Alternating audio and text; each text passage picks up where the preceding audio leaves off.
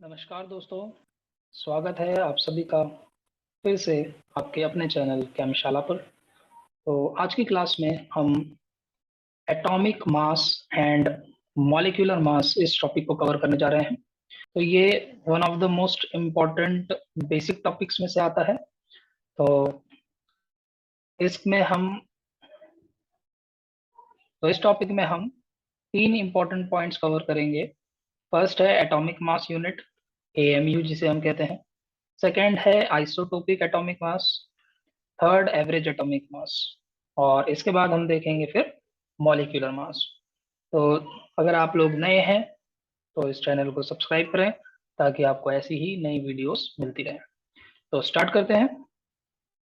तो सबसे पहले हम ये समझेंगे कि एटॉमिक मास होता क्या है।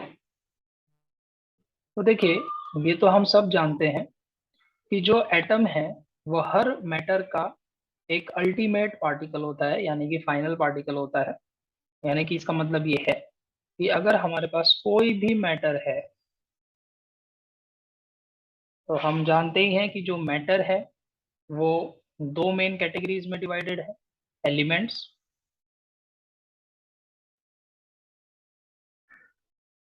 और दूसरा है कंपाउंड्स।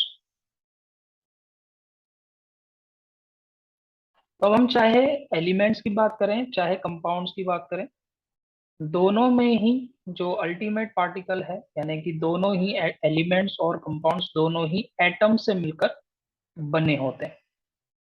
तो फर्क सिर्फ इतना होता है कि जो एलिमेंट्स हैं उसमें सारे एटम्स एक जैसे होते हैं और कंपाउंड्स में एटम्स डिफरेंट टाइप के होते हैं।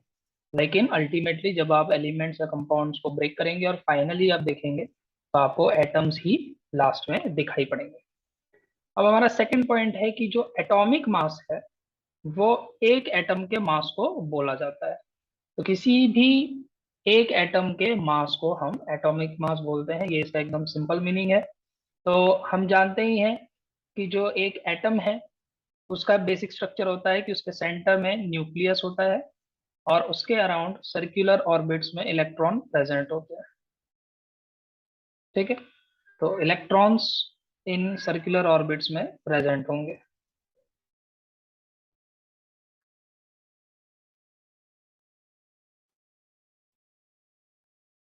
तो ये एक बेसिक स्ट्रक्चर है किसी भी एटम का। तो यहाँ पर हम जानते ही हैं कि इसमें हमारे पास तीन पार्टिकल्स हैं, तीन तरह के पार्टिकल्स हैं। यानी कि चाहे एटम कोई भी हो, एलिमेंट का हो, कंपाउंड का हो, कोई भी टाइप का हो, उसमें तीन तरह के पार्टिकल्स होते हैं। एक है proton,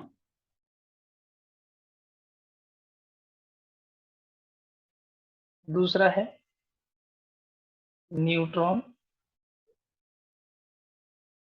and third one is electron. तो इसमें से जो प्रोटॉन और इलेक्ट्रॉन है इन दोनों को हम कलेक्टिवली बोलते हैं न्यूक्लियॉन। ठीक है, अब ये न्यूक्लियन इंपॉर्टेंट क्यों है, न्यूक्लियॉन्स इंपॉर्टेंट क्यों होते हैं? क्योंकि एटम का ऑलमोस्ट सारा mass, almost whole mass of the atom is due to proton and neutron. ये प्रोटॉन और न्यूट्रॉन्स की वजह से ही एटम का लगभग सारा मास प्रेजेंट होता है। ऐसा इसीलिए क्योंकि हम जानते हैं कि अगर हम एक प्रोटॉन की मास की बात करें तो वो नियरली इक्वल होता है एक न्यूट्रॉन के मास के। लेकिन न्यूट्रॉन और प्रोटॉन का मास काफी ज्यादा होता है as compare to mass of one electron. तो इसीलिए अगर हम एक एटम में प्रेजेंट प्रोटॉन्स और न्यूट्रॉन्स के मास को ऐड कर दें और अगर हम इलेक्ट्रॉन के मास को निग्लेक्ट भी कर दें तो हमें ज्यादा इफेक्ट नहीं पड़ेगा। इसलिए हम ये कहते हैं कि एक एटम का जो मास है वो एक्चुअल में उसके अंदर प्रेजेंट प्रोटॉन्स और न्यूट्रॉन्स का मास है, जिसे हम कलेक्टिवली कहते हैं मास ऑफ न्यूक्लियस। ठीक है, यानी जब भी हम एटॉमिक मास की बात करते हैं तो हमारा इंटरेस्ट हमेशा प्रोटॉन और न्यूट्रॉन में रहता है। अब देखिए, नेक्स्ट पॉइंट है कि हमारे पास अलग अलग टाइप के एटम्स हो सकते हैं। हम जानते हैं कि जो एटम्स हैं वो सारे एटम्स हर मैटर में सेम नहीं होते। अगर अलग अलग एलिमेंट है तो उसके एटम्स भी डिफरेंट होंगे। तो जैसे अगर मान लीजिए हमारे पास हाइड्रोजन है तो हम जानते हैं कि हाइड्रोजन का जो एटम है उसके न्यूक्लियस के अराउंड सिर्फ एक इलेक्ट्रॉन प्रेजेंट होगा जो उस ऑर्बिट में घूमता रहेगा।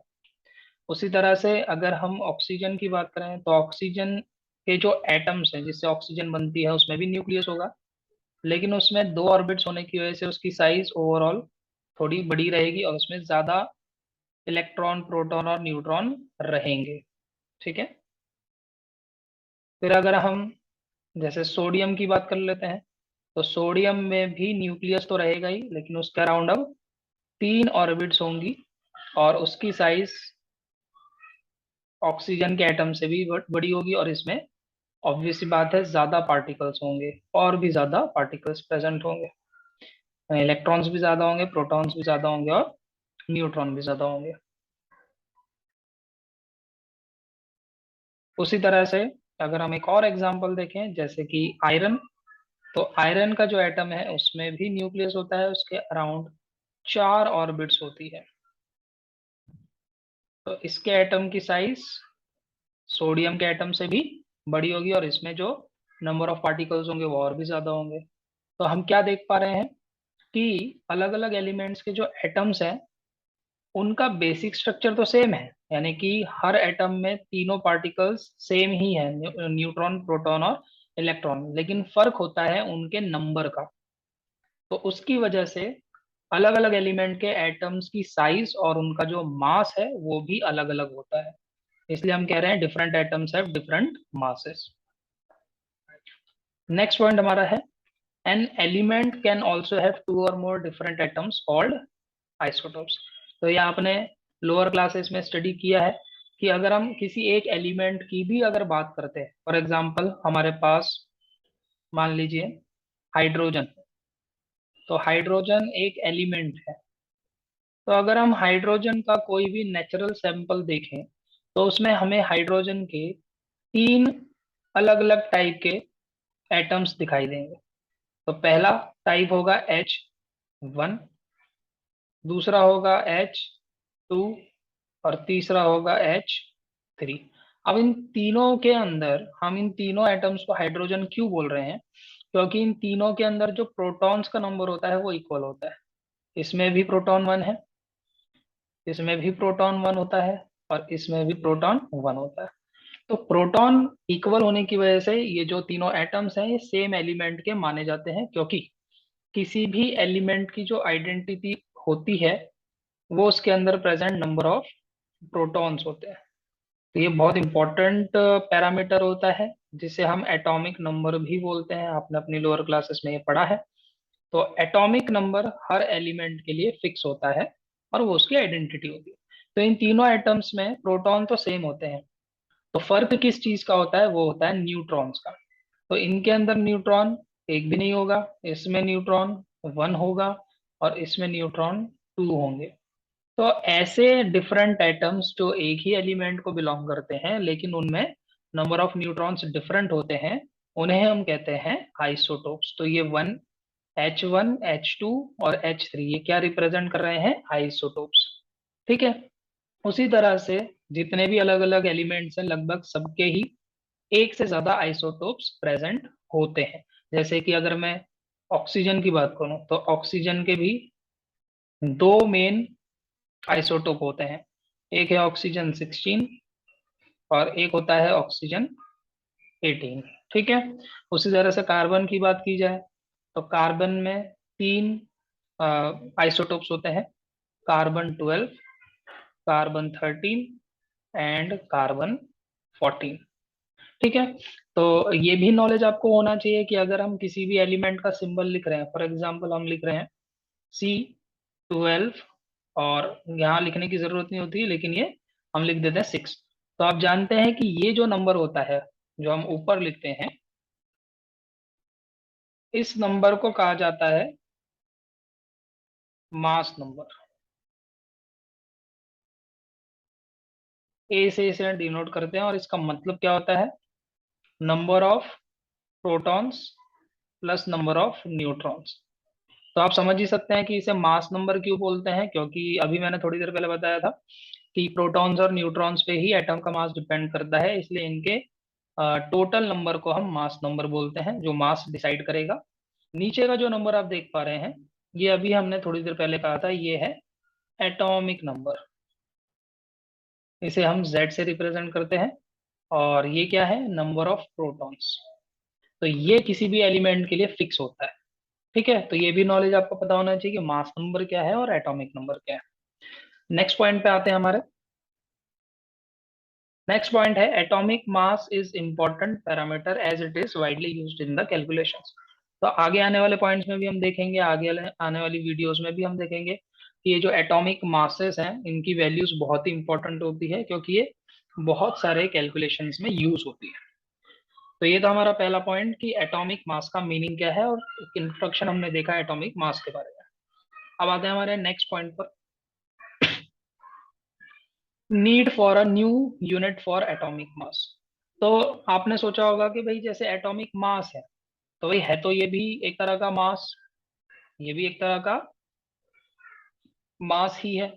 तो अगर ये मास है तो इसका यूनिट तो सिंपल हमें पता ही है कि किसी भी चीज के मास का यूनिट होता है ग्राम या किलोग्राम। इस तरह के यूनिट हम यूज करते हैं। तो डेफिनेटली एटॉमिक मास को भी हम ग्राम और किलोग्राम में एक्सप्रेस कर सकते हैं, उसमें कोई प्रॉब्लम नहीं है। लेकिन अभी हम देखने वाले हैं कि एटॉमिक मास को अगर हम ग्राम या किलोग्राम या नॉर्मल यूनिट्स में एक्सप्रेस करते हैं तो उसमें कुछ समस्याएं होती हैं। और यही कारण है कि हमें एटॉमिक मास को एक्सप्रेस करने के लिए एक नए यूनिट की जरूरत पड़ती है। तो ये हम समझते हैं कैसे। तो देखिए, कुछ इंफॉर्मेशन आपके लिए है कि अगर हम जितने भी अलग अलग एटम्स हैं, उनमें से सबके साइज को कंपेयर करते हुए एक एवरेज साइज देखें कि एटम का एक एवरेज साइज क्या हो सकता है, तो हम पाते हैं कि एवरेज साइज एक एटम का 1 एंगस्ट्रॉम के बराबर होता है। ठीक है, अब ये 1 एंगस्ट्रॉम क्या है, तो जो 1 एंगस्ट्रॉम है ये इक्वल होता है 10⁻⁻10 मीटर के। और अगर हम मीटर को सेंटीमीटर में कन्वर्ट करें, क्योंकि सेंटीमीटर को हम ज्यादा अच्छे से समझ सकते हैं या विजुअलाइज कर सकते हैं, तो ये हो जाएगा 10⁻⁻8 सेंटीमीटर। तो अब इसको थोड़ा सा अगर हम मैथमेटिकली चेंज करें, तो हम इसे क्या लिख सकते हैं, 1/10⁸ लिख सकते हैं। और ऊपर आ जाएगा सेंटीमीटर। तो कहने का मतलब क्या है यहाँ पर, कि हम 1 सेंटीमीटर को डिवाइड कर रहे हैं 10⁸ से। तो अभी भी हमें समझने में नहीं आता है कि ये कितना छोटा है। तो एक सिंपल से एग्जाम्पल से हम इसको समझेंगे। और 10⁸ भी क्या होता है वो मैं एक बार आपको बता देता हूँ कि 1 सेंटीमीटर तो एज इट इज रहेगा, और 10⁸ का मतलब होता है 1 2 3 4 5 6 7 8, यानी कि 10 करोड़ है ये। ठीक है, नीचे जो नंबर आपको दिखाई दे रहा है ये है 10 करोड़। तो अब इसका मीनिंग क्या है वो मैं आपको बताता हूँ। जैसे मान लीजिए कि हमारे पास 1 सेंटीमीटर की एक लाइन है। ठीक है, 1 सेंटीमीटर रियल में भी लगभग 1 सेंटीमीटर इतना ही होता, हो सकता है इससे भी छोटा होता हो, लेकिन अभी हम इसको थोड़ा सा मैग्नीफाई करके देख रहे हैं। ठीक है, ये क्या है, 1 सेंटीमीटर मान के चल रहे हैं। अब हम क्या करते हैं कि इसको एक बार बीच में से कट करते हैं और डिवाइड करते हैं, दो पार्ट्स में डिवाइड करते हैं। तो जब हम डिवाइड करेंगे तो हम क्या देख रहे हैं कि आपको जो एक पार्ट मिलेगा वो लगभग इतना होगा। ठीक है, लगभग इतना होगा, यानी कि छोटा हो गया, ऑब्वियस सी बात है। अब हम क्या कर रहे हैं, इसको फर्दर एक और बार डिवाइड कर देते हैं बीच में से। अब आपको क्या मिलेगा, अब आपको इससे भी हाफ लेंथ की लाइन मिलेगी, इतनी लगभग इतनी मिलेगी। अब हम क्या कर रहे हैं, फिर से डिवाइड कर रहे हैं बीच में से, सेंटर में से डिवाइड कर दिया। अब आपको फिर से इससे भी एक हाफ यानी कि छोटी और लाइन मिलेगी, इतनी। ठीक है, अब हम क्या कर रहे हैं, इसको भी चलिए एक बार और डिवाइड कर देते हैं। थोड़ा मुश्किल होता जा रहा है, हम अपनी नेकेड आई से इसको थोड़ा सा आसानी से देख नहीं पा रहे हैं, लेकिन फिर भी हम एक और बार डिवाइड करते हैं। क्या मिलेगा आपको, इससे भी छोटी लाइन मिलेगी, तो लगभग अब ये लाइन आपको एक डॉट के बराबर ही दिखेगी। तो अब हमने, अगर आप ध्यान देंगे तो यहाँ से यहाँ तक हमने क्या किया है, यहाँ से यहाँ तक हमने इसे सिर्फ और सिर्फ कितनी बार डिवाइड किया, आप देख सकते हैं कितनी बार डिवाइड किया है, 1 2 3 and 4, 4 times we have divided the line. ठीक है, तो जब हमने इस 1 सेंटीमीटर की लाइन को या डिस्टेंस को 4 बार डिवाइड किया केवल, तो आपको लास्ट में इतना छोटा सा एक ऑब्जेक्ट या छोटी सी लाइन दिखी, जो हम हार्डली अपने नेकेड आई से देख देख पा रहे हैं। तो आप इमेजिन करिए, हम बात कर रहे हैं 1 सेंटीमीटर को 10 करोड़ टाइम्स डिवाइड करने की। तो ये अनइमेजिनेबल है एक तरीके से। तो आप सोच सकते हैं कि ये जो लास्ट में 10 करोड़ को 10 करोड़ बार डिवाइड करने के बाद जो आपको लास्ट में लाइन दिखेगी वो कितनी छोटी होगी, यानी मतलब नेग्लिजिबल होगी। तो वही लगभग एक एटम का एवरेज साइज होता है। और यही वो रीजन है कि जिससे हम एक एटम को कभी भी नेकेड आई से नहीं देख सकते। इवन हम पावरफुल माइक्रोस्कोप से भी एक सिंगल एटम को नहीं देख पाते। ठीक है। तो क्योंकि अब एक एटम बहुत ही छोटा है, तो डेफिनेटली उसका जो मास होगा, यानी कि एक एटम का जो मास होगा वो भी बहुत ही स्मॉल होगा, बहुत ही छोटा होगा। और यही रीजन है, जैसा मैं इसका भी एक एग्जांपल देख लूं, तो अगर हम हाइड्रोजन एटम का मास लें, मास ऑफ हाइड्रोजन एटम, तो हाइड्रोजन एटम का मास होता है 1.67355 मल्टीप्लाई बाय 10⁻⁻27 kg। और अगर हम इसी को ग्राम में एक्सप्रेस करें तो ये होगा 1.67355 मल्टीप्लाई बाय 10⁻⁻24 ग्राम। तो अब ग्राम में अगर मैं इसको एक्सप्रेस करूं, अगर हम स्टैंडर्ड फॉर्म में लिखें, तो ये ऑलमोस्ट हो जाएगा 0.00।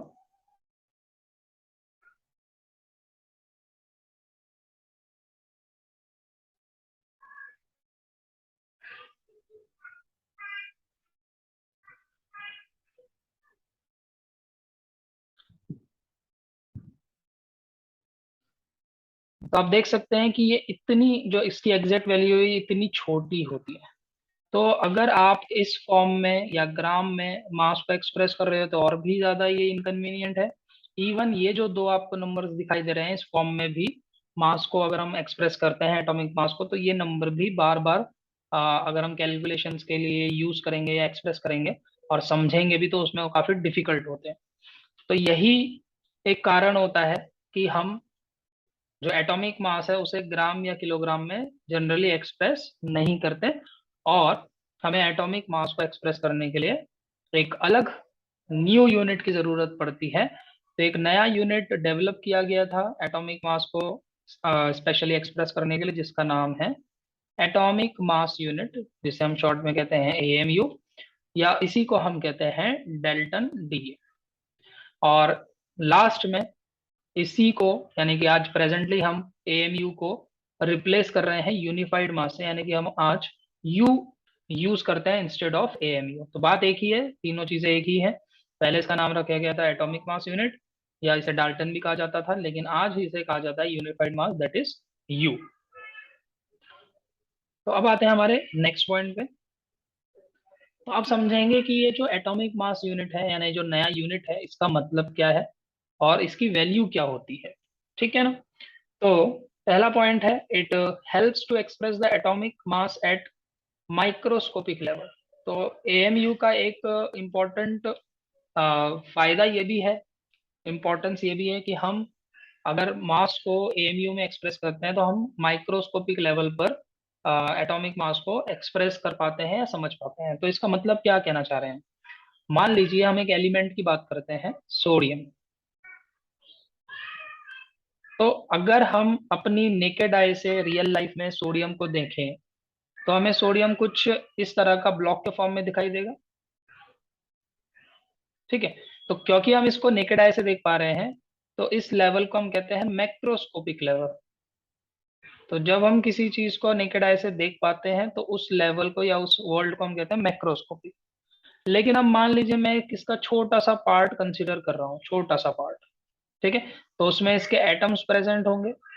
जब हम इसी पार्ट को मैग्नीफाई करके देखेंगे, मान लीजिए हमने मैग्नीफाई किया इतने पार्ट को और देखा, तो इस छोटे से पार्ट में अब क्या प्रेजेंट होंगे, बहुत सारे इसके एटम्स प्रेजेंट होंगे जो अरेंज होंगे। तो इस छोटे से हिस्से में बहुत सारे एटम्स प्रेजेंट होंगे, क्योंकि एक एटम बहुत ही छोटा होता है।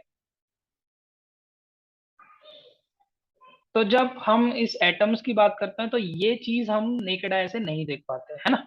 हमें नेकेड आई से पूरा वो एक ब्लॉक या एक पीस नजर आएगा, जबकि वो किससे बना हुआ है, छोटे छोटे एटम से बना हुआ है, मिलकर बना हुआ है। और इन एटम्स को हम नहीं देख पा रहे, और इन एटॉमिक लेवल को हम बोलते हैं माइक्रोस्कोपिक लेवल। यानी ये जो एटम्स की दुनिया होती है ये माइक्रोस्कोपिक वर्ल्ड है या माइक्रोस्कोपिक लेवल बोलते हैं, और जो हमें बाहर से दिखाई पड़ता है वो है मैक्रोस्कोपिक।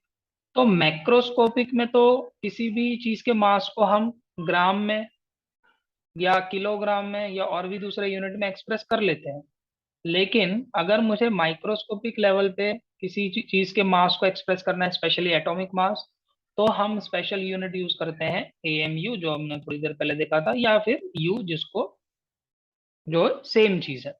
तो इसलिए एएमयू जो है एटम के मास को माइक्रोस्कोपिक लेवल पे जाके बताता है।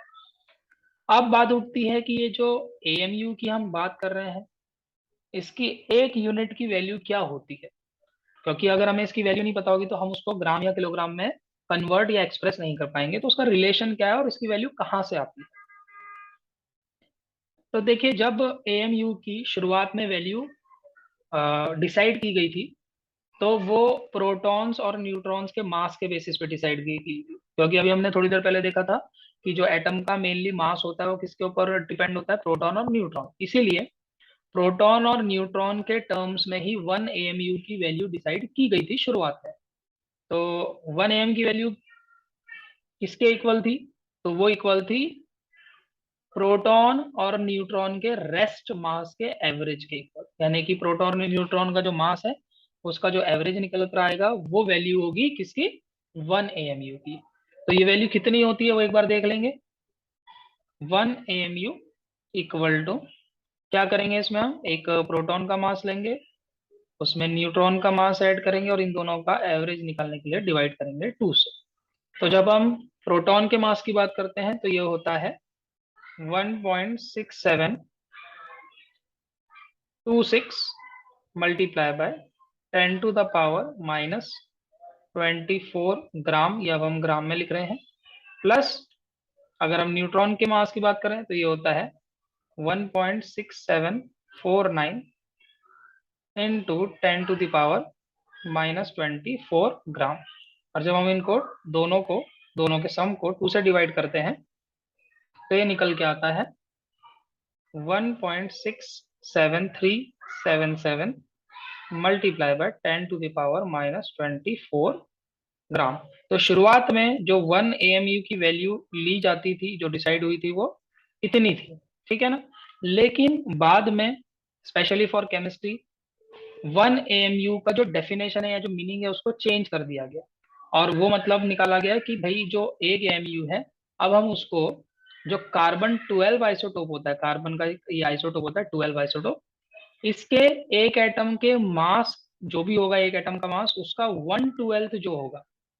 फिर से एक बार बात करते हैं कि हम बोल रहे हैं हमारे पास है कार्बन 12 का एक एटम, ठीक है, एक एटम। तो जो इसका मास होगा उसे हम डिवाइड कर रहे हैं, या उसका हम 1/12 ले रहे हैं। तो जो वैल्यू निकल के आएगी उसे हम कहेंगे 1 AMU। ये बाद में डिसाइड किया गया, ठीक है। तो इसके हिसाब से इसकी वैल्यू क्या निकल के आती है वो देख लेंगे। तो जब हम अब प्रेजेंटली 1 AMU की वैल्यू देखते हैं जो आज हम यूज करते हैं, वो निकाली जाती है किस तरह से, हम 1/12 लेते हैं किसके मास से, किसके मास से, mass of 1 atom of carbon 12, ठीक है।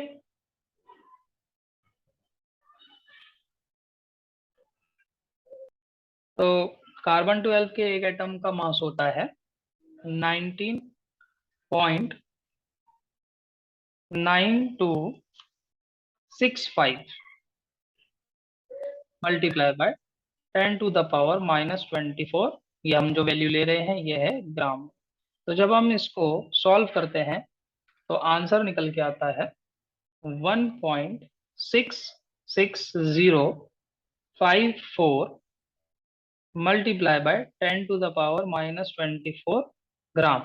अब ये इतनी बड़ी वैल्यू की जगह हम कैलकुलेशंस के लिए इसको राउंड ऑफ कर देते हैं 1.66 तक, तो ये हो जाएगा 1.66 इंटू 10⁻⁻24 ग्राम। तो ये आज की वैल्यू है जो हम यूज करते हैं एएमयू की। अब ऐसा क्यों किया गया वो हम अपने आने वाली जो वीडियो होगी मोल कॉन्सेप्ट, उसके बेसिस पे समझेंगे कि इसका इंपॉर्टेंस क्या है। तो नेक्स्ट पॉइंट पे चलते हैं।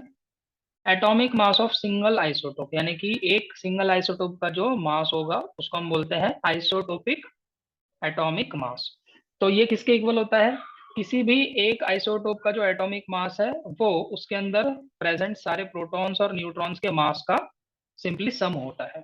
ठीक है, यानी एक आइसोटोप है हमारे पास, मान लीजिए कार्बन 12, तो इसके अंदर जितने भी प्रोटॉन्स होंगे, तो प्रोटॉन्स होते हैं इसके अंदर 6 और न्यूट्रॉन्स भी 6 होते हैं। तो जब हम इन सबके प्रोटॉन्स और न्यूट्रॉन्स का जो मास है वो ऐड कर देंगे तो उसे हम कहेंगे isotopic atomic mass. Isotopic atomic mass. इसमें जैसे हम अगर एक और एग्जांपल लें कि हमारे पास ऑक्सीजन है, इसके अब हमने अभी पहले थोड़ी देर पहले बताया था कि दो आइसोटोप होते हैं, एक होता है ऑक्सीजन 16 और एक होता है ऑक्सीजन 18।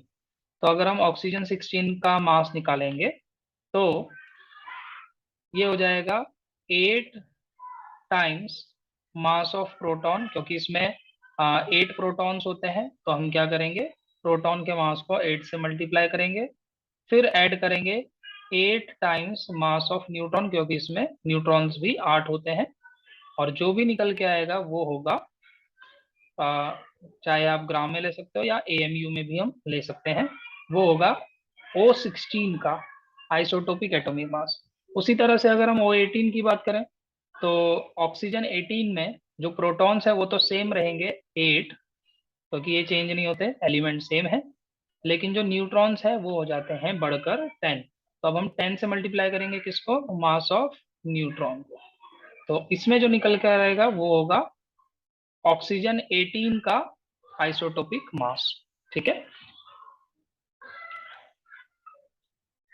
अब एक रिलेशन बहुत इंपॉर्टेंट है यहाँ पर कि किसी भी एक आइसोटोप के लिए जो उसका एटॉमिक मास होता है, अगर हम उसे एएमयू में एक्सप्रेस करना चाहते हैं तो वो उसके मास नंबर के इक्वल ही होगा वैल्यू के टर्म्स में।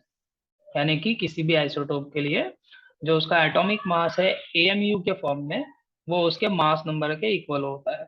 तो जैसे अगर हम कार्बन 12 की बात कर रहे हैं तो कार्बन 12 का मतलब है कि ये जो 12 है ये इसका मास नंबर है, इसलिए कार्बन 12 का जो एटॉमिक मास होगा एएमयू में वो भी 12 होगा।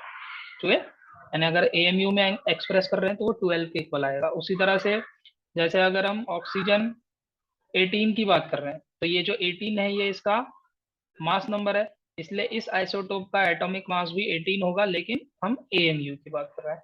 इस तरह से रिलेशन रहता है किसी भी एक आइसोटोप के एटॉमिक मास का। अब नेक्स्ट पॉइंट पे आते हैं, atomic mass of an element. अब हम एक पूरे एलिमेंट का एटॉमिक मास कैसे निकालते हैं? तो हम जानते हैं कि एक एलिमेंट एक से ज्यादा अलग अलग आइसोटोप्स का मिक्सचर होता है, इसीलिए जब हम एक एलिमेंट का एटॉमिक मास निकालते हैं तो वो एवरेज होता है, it is the average of its isotopic atomic masses in accordance with their natural abundance। इसका मतलब क्या है? तो देखिए, जैसे फिर से अगर हम एक एग्जांपल लें, अगर हम कार्बन की बात करें, कार्बन एलिमेंट लें, तो कार्बन एलिमेंट में मैंने बताया आपको कि 3 मेन आइसोटोप होते हैं, कार्बन 12, कार्बन 13 और कार्बन 14। ठीक है, तो जब भी हम कार्बन का कोई भी नेचुरल सैंपल लेंगे, जो चीज कार्बन से ही बनी है, ये नेचुरल सैंपल है, एक ऑब्जेक्ट है जो सिर्फ कार्बन से बना है, तो इस ऑब्जेक्ट के अंदर, इस सैंपल के अंदर ये तीनों एटम्स प्रेजेंट होंगे, यानी कि ये तीनों एटम्स का मिक्सचर होगा, कार्बन 12, कार्बन 13 और कार्बन 14। तो ये देखा गया है कि जब भी हम नेचुरल सैंपल में इन तीनों एटम्स के परसेंटेज को देखते हैं तो कार्बन 12 का परसेंटेज 98.89 2 के बराबर आता है, ठीक है, ऑलमोस्ट। जो कार्बन 13 है उसका परसेंटेज आता है 1.108%, और जो कार्बन 14 है उसका परसेंटेज आता है 2 इंटू 10⁻⁻10%। तो आप देख सकते हैं कि कार्बन 14 ऑलमोस्ट ना के बराबर है, इसलिए जब भी हम कैलकुलेशन करते हैं तो कार्बन 14 को हम कंसिडर नहीं करते, सिर्फ हम दो आइसोटोप कंसिडर करते हैं, कार्बन 12 और 13। तो ये जो परसेंटेज हमें नजर आ रहे हैं, इस परसेंटेज को ही हम कहते हैं नेचुरल अबंडेंस या रिलेटिव अबंडेंस, जो परसेंटेज होता है आइसोटोप का। तो नेचुरल अबंडेंस का मतलब क्या है? It is the percentage of different isotopes in a natural sample. किसी भी एलिमेंट के नेचुरल सैंपल में जो अलग अलग आइसोटोप्स हैं, उनके परसेंटेज को हम नेचुरल अबंडेंस कहते हैं, रिलेटिव अबंडेंस कहते हैं। तो इसको ध्यान में रखते हुए हम जब भी एक एलिमेंट का एटॉमिक मास कैलकुलेट करते हैं तो वो एवरेज होता है।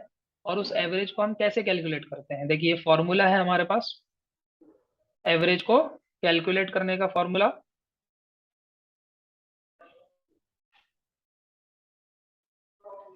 इसमें हम सबसे पहले जो भी हमारा आइसोटोप 1 होगा, ठीक है ना, जो भी पहला आइसोटोप होगा, हम किसी को भी कंसिडर कर सकते हैं, उस आइसोटोप का हम मास नंबर लेंगे जिसको हम A1 कह रहे हैं, और उसको उसके ही नेचुरल अबंडेंस यानी परसेंटेज से मल्टीप्लाई करेंगे, फिर उसमें ऐड करेंगे ऐसे ही आइसोटोप 2 के लिए, ठीक है ना, उसका mass number multiply by percentage. इस तरह से हम करते रहेंगे अगर मान लीजिए और भी आइसोटोप्स हैं, और फाइनली इस पूरे सम को हम डिवाइड करेंगे 100 से। यानी कि जब भी हम एवरेज निकालते हैं तो हमें उनका नेचुरल अबंडेंस भी यहाँ पर कंसीडर करना होता है, ठीक है। तो इसको एक एग्जांपल से समझते हैं फिर से। जैसे फिर से हम कार्बन का एग्जांपल ले लेते हैं कि कार्बन का अब हम एवरेज एटॉमिक मास कैलकुलेट करना चाहते हैं, ठीक है। तो इसके जो दो आइसोटोप्स है वो कौन है? कार्बन 12, और इसके लिए जो A1 की वैल्यू है, इसको हम फर्स्ट आइसोटोप कंसिडर करें तो A1 कितना हो गया? 12, क्योंकि ये नंबर ही मास नंबर होता है। और इसका जो परसेंटेज है P1 वो कितना है? अभी हमने ऊपर बताया 98.892%। उसी तरह से कार्बन 13 की अगर हम बात करें तो इसका मास नंबर है 13, यानी A2 की वैल्यू हो गई 13, और इसका परसेंटेज है P2 1.108%। कार्बन 14 को हम कंसिडर नहीं करते क्योंकि ऑलमोस्ट ना के बराबर है। तो अब एवरेज एटॉमिक मास कैसे हम कैलकुलेट करेंगे कार्बन का? तो हम सबसे पहले लेंगे A1 मल्टीप्लाई करेंगे P1 से, फिर इसमें ऐड करेंगे A2 मल्टीप्लाई बाय P2, क्योंकि यहाँ पे दो ही आइसोटोप है, हम यहाँ रुक जाएंगे।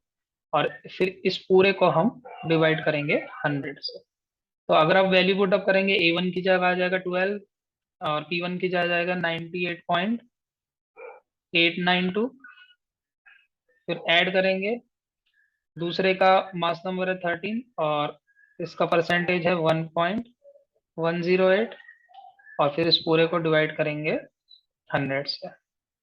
तो जब हम इसको पूरे को कैलकुलेट करेंगे तो ये निकल के आएगा 12.011 AMU, ठीक है, क्योंकि हम यहाँ पे मास नंबर ले रहे हैं एटॉमिक मास के लिए, इसलिए वो AMU में आएगा, ठीक है। और यही कारण है कि जब भी हम कैलकुलेशंस परफॉर्म करते हैं तो कार्बन का एटॉमिक मास हम ऑलमोस्ट 12 ही कंसीडर करते हैं इजी के लिए, इजी कैलकुलेशंस के लिए, क्योंकि वो ऑलमोस्ट 12 के बराबर ही है, लेकिन उसका एक्चुअल जो एटॉमिक मास होता है वो इतना होता है। तो ये एक हमारा पॉइंट था। अब आते हैं आज की क्लास के लास्ट पॉइंट पे, दैट इज मॉलिक्यूलर मास। तो देखिए, सब जानते ही हैं कि जो मॉलिक्यूल है वो एक ऐसी सबसे छोटी एंटिटी होती है, यानी कि स्ट्रक्चर होता है जिसको हम अ, अगर कंसिडर करें तो ये एटम्स का एक एग्रीगेशन होता है, ग्रुप होता है जो इंडिपेंडेंटली एग्जिस्ट कर सके, ठीक है ना। तो जैसे कि अगर मैं यहाँ पर हाइड्रोजन की बात करूं, तो हाइड्रोजन की सबसे छोटी एंटिटी जो पॉसिबल है वो है इसका एक एटम। तो हम चेक करेंगे कि क्या इसका एक एटम इंडिपेंडेंटली एग्जिस्ट कर सकता है, तो इसका आंसर है नहीं। तो अब हम क्या करेंगे, इसका एक और एटम इसके साथ कनेक्ट करेंगे। तो जब दो एटम्स का कॉम्बिनेशन बनता है जिसको हम कहते हैं H2, तो ये इंडिपेंडेंटली एग्जिस्ट कर सकता है, और इसीलिए हम हाइड्रोजन के मॉलिक्यूल को कहते हैं H2, क्योंकि ये उसका सबसे छोटा पोर्शन है या स्ट्रक्चर है जो इंडिपेंडेंट एग्जिस्टेंस दिखाता है। उसी हिसाब से अगर हम ऑक्सीजन को देखें तो ऑक्सीजन का भी जो मॉलिक्यूल है वो O2 होता है। किसी के लिए जो उसका एक एटम है वही मॉलिक्यूल होता है। जैसे कि अगर हम हीलियम की बात करें तो हीलियम का एक एटम इंडिपेंडेंटली एग्जिस्ट करता है, इसलिए उसका जो एक एटम है He वही उसका मॉलिक्यूल भी है। ठीक है। किसी किसी के लिए दो एटम से भी ज्यादा होते हैं, जैसे अगर हम फास्फोरस की बात करें तो फास्फोरस मेनली चार एटम्स के कॉम्बिनेशन के फॉर्म में एग्जिस्ट करता है, जिसको हम कहते हैं P4। तो यानी कि जो फास्फोरस है उसका जो मॉलिक्यूल है वो है P4। फास्फोरस का मॉलिक्यूल क्या है? P4। ठीक है। इसी तरह से अलग अलग एलिमेंट्स के जो मॉलिक्यूल्स हैं वो डिफरेंट एटम से, डिफरेंट नंबर ऑफ एटम से बने हो सकते हैं। नेक्स्ट पॉइंट पे आते हैं। जो मॉलिक्यूल है वो एक एटम का भी हो सकता है, सिंगल एटम भी एक मॉलिक्यूल हो सकता है, या दो एटम्स का कॉम्बिनेशन हो सकता है, तीन एटम्स का कॉम्बिनेशन हो सकता है, एंड सो ऑन, मतलब कि कितने भी एटम्स का वो कॉम्बिनेशन हो सकता है। यहाँ पे हमने देख ही लिया कि जैसे हाइड्रोजन है तो उसका जो मॉलिक्यूल है वो दो एटम्स का कॉम्बिनेशन है, तो उसे हम डायटोमिक बोलते हैं। ऑक्सीजन भी अगर आप देखोगे तो डायटोमिक है, लेकिन हीलियम अगर आप देखोगे तो मोनो एटोमिक है। फॉस्फोरस जो है उसमें चार है तो इसको टेट्रा एटोमिक या पॉली एटोमिक कहते हैं। इस तरह से अलग अलग मॉलिक्यूल्स हो सकते हैं। नेक्स्ट पॉइंट क्या है हमारा, कि जो मॉलिक्यूल है वो होमो एटॉमिक भी हो सकता है या हेटेरो एटॉमिक भी हो सकता है। अब इसका मतलब क्या है? तो अगर हम मॉलिक्यूल की बात करें तो अगर मॉलिक्यूल सेम एटम से बना है, यानी कि एक मॉलिक्यूल में जितने भी एटम्स हैं वो अगर सेम है, तो उसे हम कहेंगे होमो एटॉम, होमो एटॉमिक। तो इसके बहुत सारे एग्जांपल्स पॉसिबल है, जैसे जितने भी अभी हमने ऊपर दिखाए। हीलियम, इसका तो एक ही एटम है तो ये होमो एटॉमिक ही होगा। O2, इसके दोनों एटम सेम है, ऑक्सीजन के हैं। H2, इसके दोनों एटम सेम है। P4, इसके भी चारों एटम सेम है। इसी तरह से अगर हम ओजोन गैस की बात करें, O3, ये भी एक मॉलिक्यूल है, होमो एटॉमिक है। हम क्लोरीन गैस की बात करें, वो Cl2 के फॉर्म में एग्जिस्ट करती है, ये भी होमो एटॉमिक है। ऐसे बहुत सारे एग्जांपल्स पॉसिबल है। तो होमो एटॉमिक का मतलब होता है जिसमें सारे एटम्स सेम हो। उसी तरह से अगर एक मॉलिक्यूल के अंदर सारे एटम्स सेम ना हो, डिफरेंट एटम्स भी उसमें प्रेजेंट है, तो हम हेट्रो एटॉमिक कहते हैं। तो इसके भी इनफाइनाइट नंबर ऑफ एग्जांपल्स हैं। जैसे कि अगर हम वाटर की बात करें तो वाटर का एक मॉलिक्यूल यानी सबसे छोटा हिस्सा होता है H2O। तो इसमें आप देख पा रहे हो कि हाइड्रोजन के एटम भी है और ऑक्सीजन के भी है। ठीक है। उसी तरह से कार्बन डाइऑक्साइड गैस सबने सुना है, उसका एक मॉलिक्यूल होता है CO2, तो ये भी हेट्रोएटॉमिक हुआ। उसी तरह से अगर हम अमोनिया गैस की बात करें तो वह NH3 है, ये भी हेट्रोएटॉमिक हुआ। सल्फर डाइऑक्साइड गैस की बात करें तो ये है SO2, ये भी हेट्रोएटॉमिक हुआ। इस तरह से इसमें भी बहुत सारे एग्जाम्पल्स होते हैं। अब हमारे लास्ट पॉइंट पे आते हैं कि अल्टीमेटली मॉलिक्यूलर मास का मतलब क्या है। तो भाई जैसे एटॉमिक मास का मतलब होता था एक एटम का मास, उसी तरह से मॉलिक्यूलर मास का मतलब होता है मास ऑफ वन मॉलिक्यूल। लेकिन जब हम इसको कैलकुलेट करते हैं तो हम इसे कैसे कैलकुलेट करेंगे? तो it is calculated as the sum of atomic masses of all the atoms in the molecule. तो सिंपल सी बात है, मॉलिक्यूल किससे बना है? एटम से बना है। तो अगर मॉलिक्यूल एटम से बना है तो उसके अंदर जितने भी एटम्स हैं उनके एटॉमिक मास को आप क्या करें? ऐड कर दीजिए। तो उससे आपको पूरे मॉलिक्यूल्स का मास मिल जाएगा। इसलिए हम क्या करते हैं, अगर एक मॉलिक्यूल एटम से बना है तो हम सारे एटम्स के मास को ऐड कर देते हैं, सम ऑफ एटॉमिक मासेस। तो इसे अगर हम सॉल्व करें, एग्जांपल देखें इनके, तो मान लीजिए हमारे पास वाटर का एक मॉलिक्यूल है H2O। तो इसका पूरे का मास कैसे निकालेंगे? तो इसमें आप देख सकते हैं पहला एलिमेंट है हाइड्रोजन। हाइड्रोजन का जो एटॉमिक मास होता है वो है 1 AMU, ठीक है ना। लेकिन ऐसे दो एटम्स हैं तो हम नंबर ऑफ एटम्स से मल्टीप्लाई करेंगे, क्योंकि हम दोनों का मिलाकर देख रहे हैं, ठीक है ना। तो चाहे आप ऐड कर लो चाहे मल्टीप्लाई कर लो। फिर इसमें हम ऐड करेंगे ऑक्सीजन के एटॉमिक मास को, जो होता है 16। क्योंकि अब यहाँ एक ही एटम है तो हम सीधा 16 ले सकते हैं। जब आप ऐड करोगे तो यह आएगा 18, और यूनिट क्या होगा इसका भी? AMU, यानी मॉलिक्यूलर मास का यूनिट भी AMU ही होता है अगर हम एटॉमिक मासेस को AMU में लेते हैं। तो उसी तरह से अगर हम सेकंड एग्जांपल देखें, CO2। तो अब CO2 में पहला एलिमेंट है कार्बन, तो कार्बन का एटॉमिक मास अभी हमने देखा था 12 होता है और एक ही एटम है। प्लस ऑक्सीजन का एटॉमिक मास होता है 16, लेकिन अब यहाँ पे ऑक्सीजन के 2 एटम्स है तो हमें 2 से मल्टीप्लाई करना है। तो जब हम इस पूरे को कैलकुलेट करेंगे तो ये निकल के आएगा 44 AMU। तो इस तरह से हम मॉलिक्यूलर मास को कैलकुलेट करते हैं। तो आपका काम यह है कि आप ग्लूकोज के एक मॉलिक्यूल का मॉलिक्यूलर मास कैलकुलेट करिए। आप ग्लूकोज का फॉर्मूला जानते हैं, तो ग्लूकोज के एक मॉलिक्यूल में कार्बन के 6 एटम होते हैं, हाइड्रोजन के 12 एटम्स होते हैं और फिर ऑक्सीजन के 6 एटम्स होते हैं। तो इसका आप मॉलिक्यूलर मास निकालिए। उसी तरह से अगर आप सुक्रोज की बात करें, जो हमारे टेबल शुगर है, जो हम घर पे शुगर खाते हैं, कंज्यूम करते हैं, वाइट शुगर, तो उसमें उसके एक मॉलिक्यूल में कार्बन के 12 एटम्स होते हैं, हाइड्रोजन के 22 होते हैं और ऑक्सीजन के 11 होते हैं, C12H22O11। तो इसका भी आप मॉलिक्यूलर मास कैलकुलेट कर सकते हैं। तो आप अपने हिसाब से कोई भी मॉलिक्यूल लेके उनका मॉलिक्यूलर मास कैलकुलेट कर सकते हैं। तो आई होप आज की क्लास आप सबको समझ आई होगी। तो आप इसी तरह से पढ़ते रहिए, मिलेंगे नेक्स्ट क्लास में। तब तक be safe. Thank you for watching.